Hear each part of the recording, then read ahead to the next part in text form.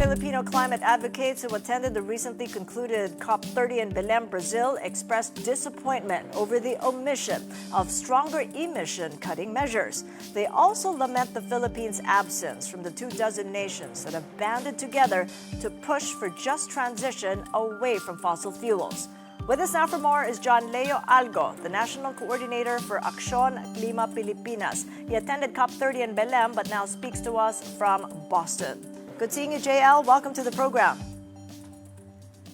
Good morning, Ms. Kathy, and good morning to all the viewers of Money Talks. So first off, kamusta ka na after the fire broke out in Belém? Where were you when thousands were led out of the conference venue?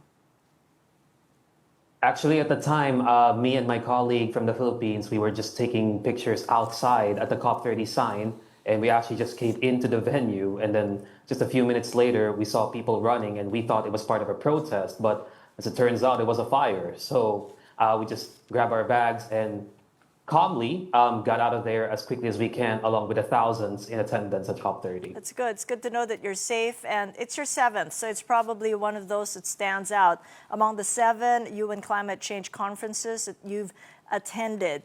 What is your level of hope at this juncture with the way things had gone in Belém beyond the fire?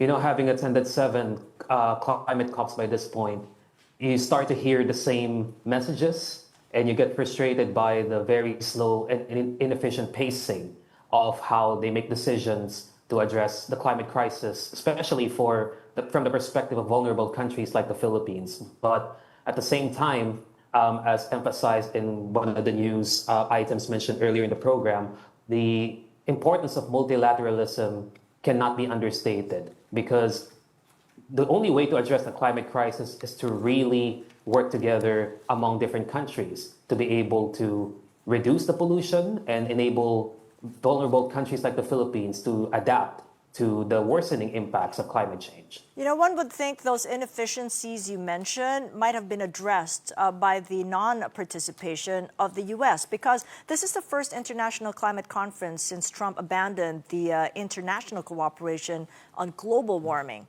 So what dent did that make now against climate vulnerable and disaster-prone nations like ours? Well, to be honest, the absence of the U.S. is not, in the negotiations in particular, is not exactly as impactful as expected, because there are still nearly 200 countries that were in Belém just a couple of days ago to be able to make these kinds of decisions. But in terms of the dent that the absence of the U.S. has made on climate action, globally speaking, I think the biggest impact is on the absence of available financing and other resources. And that has already been felt pretty much the moment Donald Trump started his second term as president. And it has affected the work of a lot of climate projects, including some of the members of my network in Aksyon Klima Pilipinas as civil society organizations. A lot of our projects by our members have been terminated basically because of the restricted access to funding. And it becomes even more restricting right now, as we know that we do not have direct access to the funding that's been approved in Belém. Is that correct?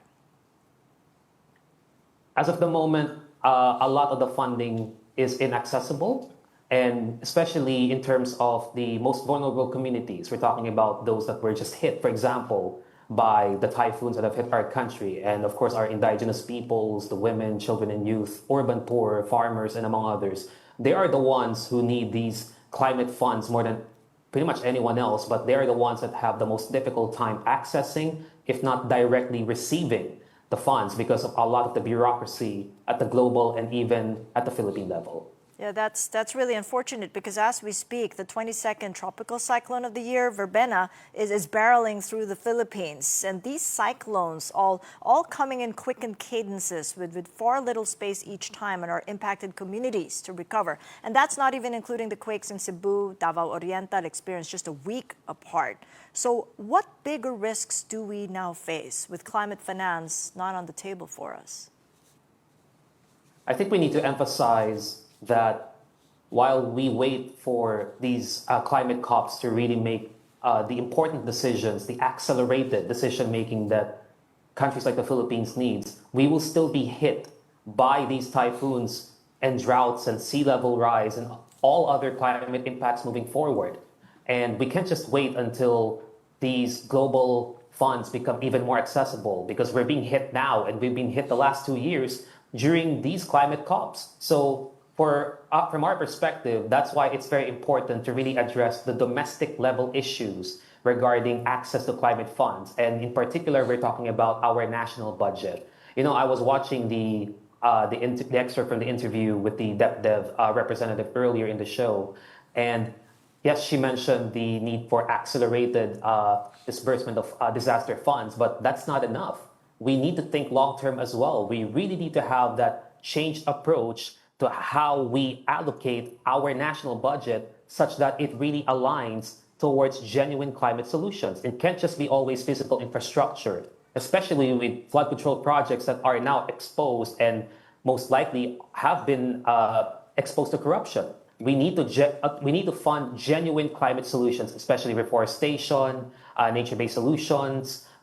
We need to help our farmers. We need to help our fisher folks. We need to have more climate resilient housing. We need to have genuine climate solutions be funded by domestic funds, by taxpayers' money. So given that focus that you've just expressed and knowing that we are in a state of calamity for the rest of the year until November 7th of 2026, what can the government do to change its approach and be aligned to the NDCs?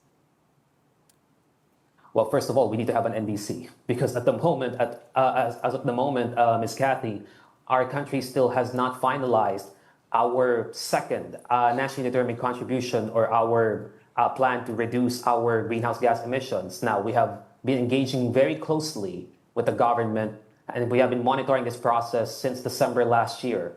And they have explained it to us that the reason why there has been no updated NDC yet is because they really want to make sure that it's substantively sound, meaning it's actually based on economy-wide calculations and that proper sectors have been consulted.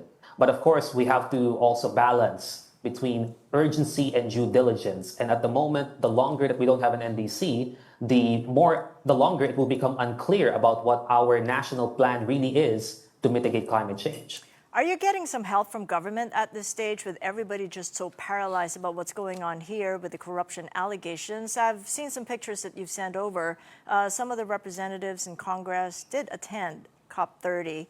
What's been the impact so far with the continuing collaboration that you wanted to establish or even maintain at a very precarious state our country's in? Well, like I said earlier, yes, there is a tremendous problem in our national governance at the moment, and that needs to be resolved as soon as possible, if not yesterday or even a few years ago, to be honest with you. But again, we still need to continue the work because typhoons are still going to hit us, droughts are still going to hit us. So it's important to continue addressing other avenues of national governance, especially against the climate crisis. So that's why in Brazil, on the sidelines of COP30, we really made sure that we were able to directly engage with representatives, well, from our House of Representatives. And these congressmen and congresswomen, they are the ones that are directly involved, for example, in, I just like to mention this particular bill. We call it the Climate Accountability Bill that aims to help reduce loss and damage that our country is experiencing. And we also did with them another debriefing, Ms. Kathy, that specifically pertains to what I mentioned earlier, to make sure that our national climate budget is really aligned with genuine climate solutions. Just as a final point, we can't go it alone, and we need the help of others in the world. As fractious talks kept the mention of fossil fuels in the approved language, two countries took a step forward. Colombia and Netherlands. They came up with the first international conference on just transition away from fossil fuels. But I'm looking at the list here, and the Philippines isn't part of it. I mean, we have much more at stake than these 24 nations as the most climate vulnerable and most disaster prone in the world. But we're not part of it. How come? Well, from our perspective and in our dialogues with representatives of the Philippine government delegation in Brazil last week at COP30, what we found out is that the main reason why our country is not part of these group of countries that are directly calling for a just transition away from fossil fuels is because of our national circumstances. And what that means is, at the moment, our country's power sector is still highly privatized. And what that means is, from the perspective of civil society groups, we think that it's influenced by fossil fuel lobbying, at least from the national level. And of course, what the Philippines carries at the climate COPs is reflective of national positions and circumstances as well. So that is why we think that our country is not, at least for the moment, supporting this particular declaration. But I like to point out as well, Ms. Kathy, that from previous COPs as well, the Philippine government has been silent when it comes to almost anything related to fossil fuel transition. And I think that needs to really be addressed moving forward, especially if at the national level, it has been mentioned by this current administration that one of their priorities, number one, is the climate agenda, and number two, renewable energy development. So we need to make sure that whatever they're saying at the global level matches what they do at the national level. All right. Well, appreciate you speaking up, JL. Thank you so much for your insights. John Leo Algo, National Coordinator for Aksyon Klima Pilipinas.